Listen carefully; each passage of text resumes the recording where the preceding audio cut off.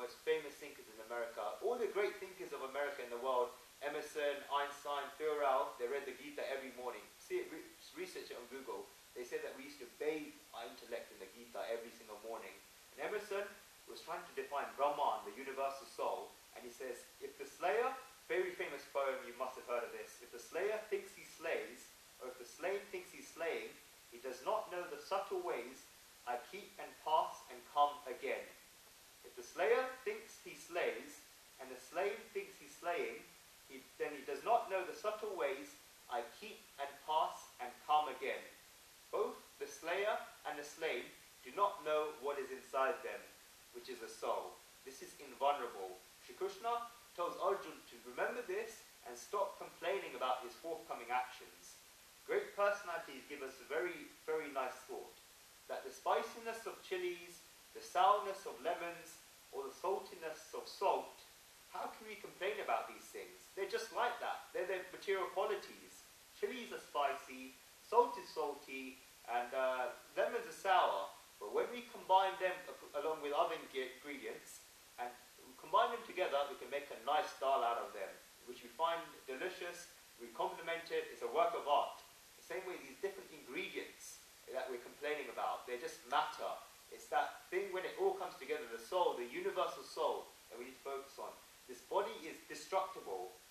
The Samkhya scriptures, which focus on the mortality of the body and the immortality of the soul, are speaking in relation to here, they're factual scriptures. We said last time, they're mathematical scriptures. Just like we say 2 plus 2 equals 4, you cannot play around with maths in any way. It's a fact.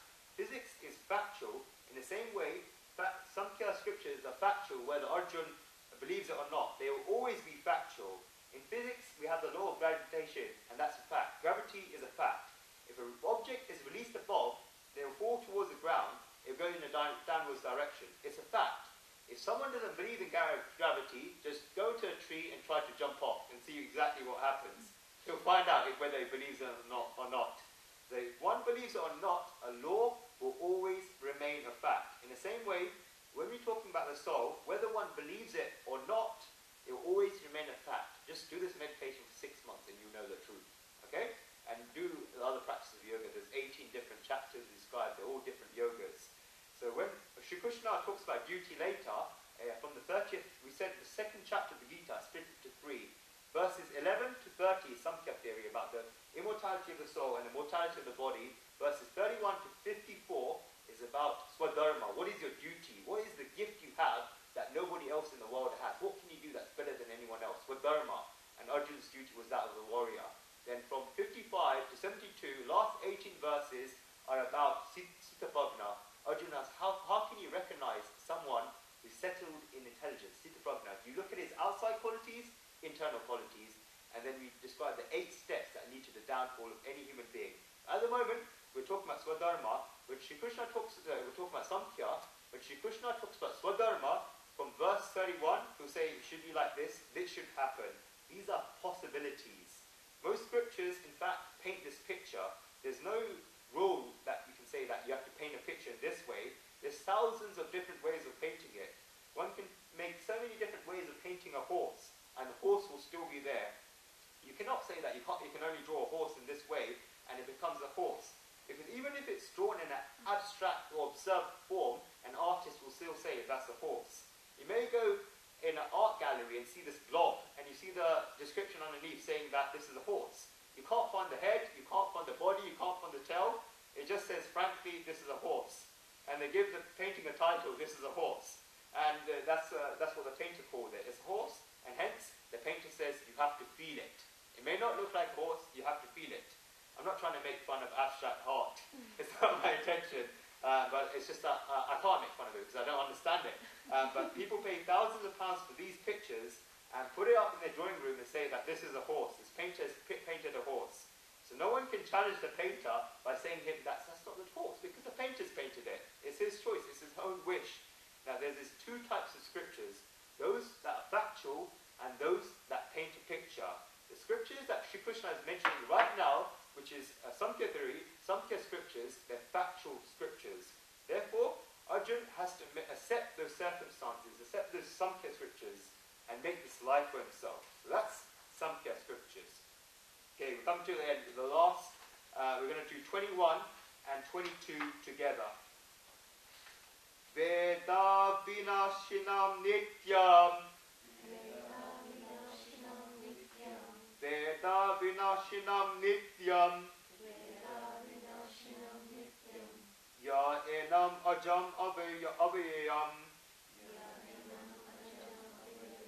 Ya enam ajam avayam. Katham sa purusha partha. Katham sa purusha partha. Kam gayati hantikam. Kam gayati hantikam. Vadasmi janani yatha vihaya.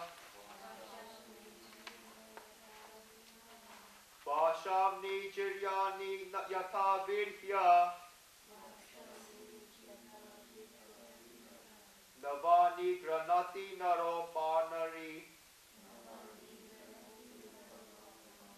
Navani granati naropanari.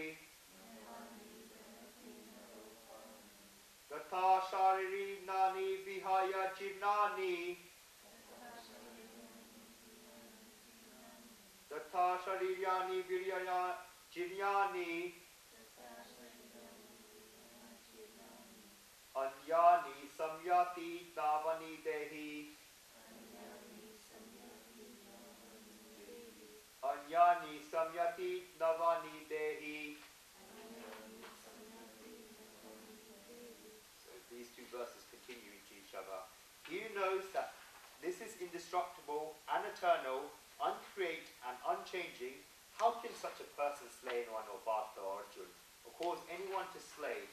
Just as a person casts off worn-out garments and puts on others that are new, even so does the embodied soul cast off worn-out bodies and take on others that are new.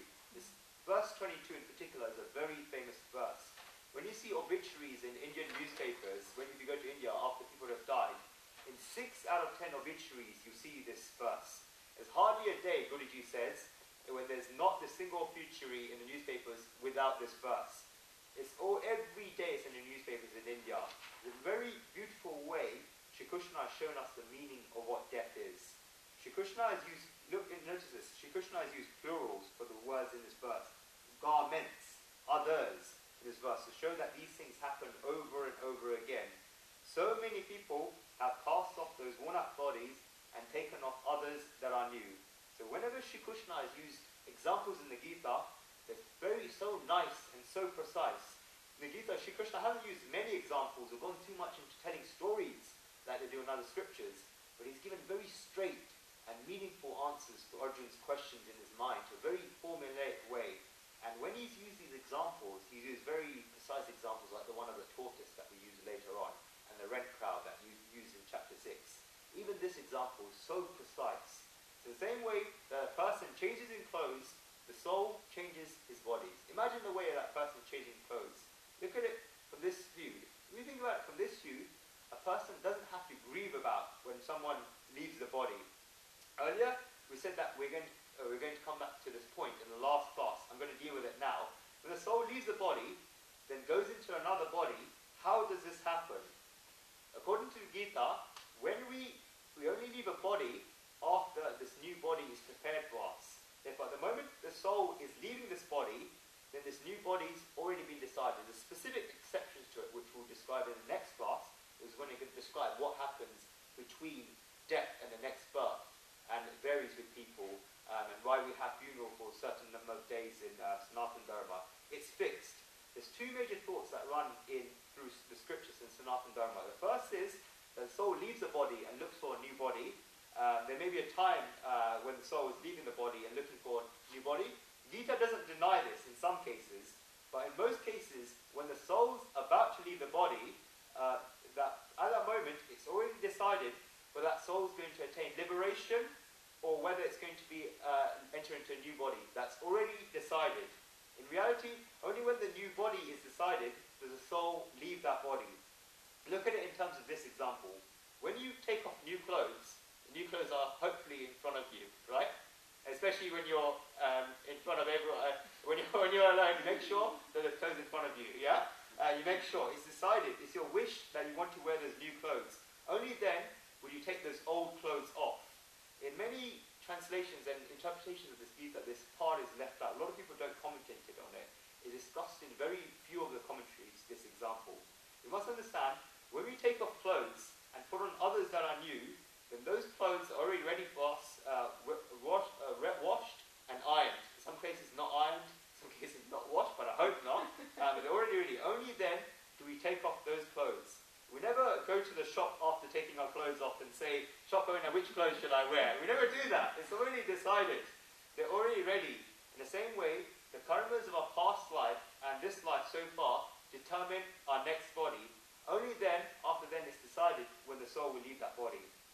So in the material world, it looks as if this person has suddenly left the body, but he's left suddenly from our point of view, but from this universal system, he's not left suddenly.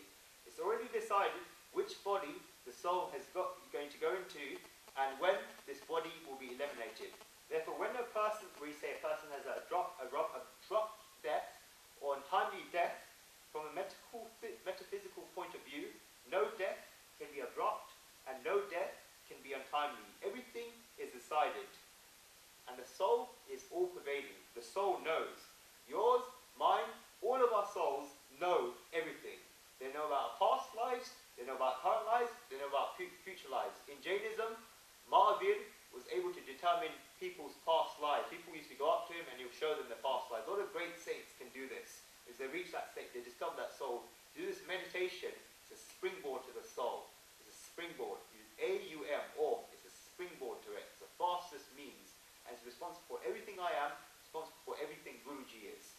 And that's how we know the soul. There's other ways as well. Karma yoga, bhakti yoga, jnana yoga, hatha yoga, physical exercises, all of them.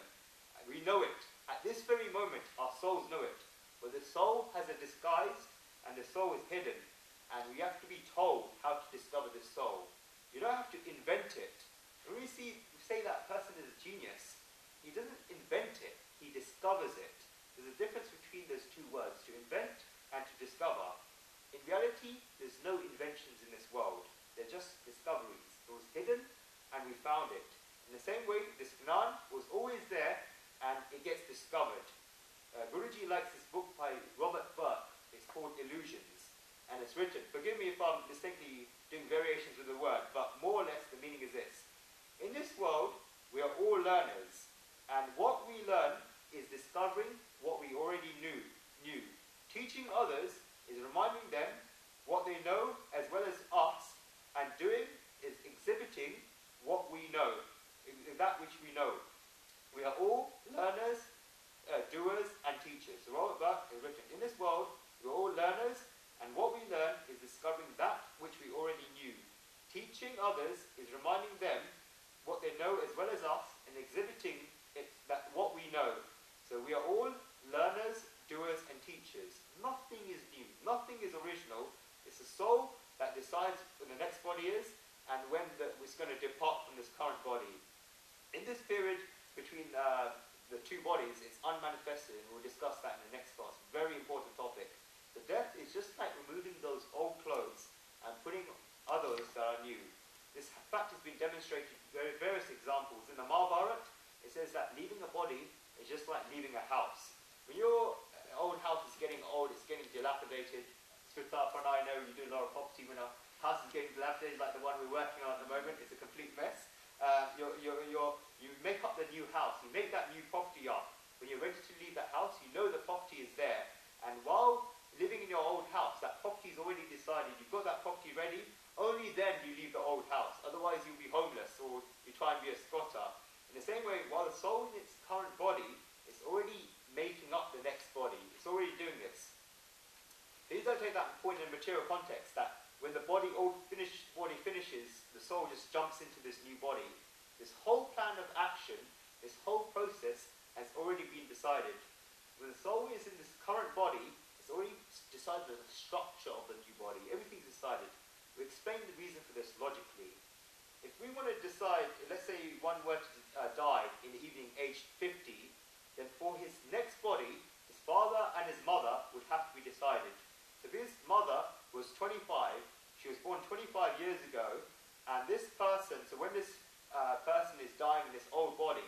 his mother's 25.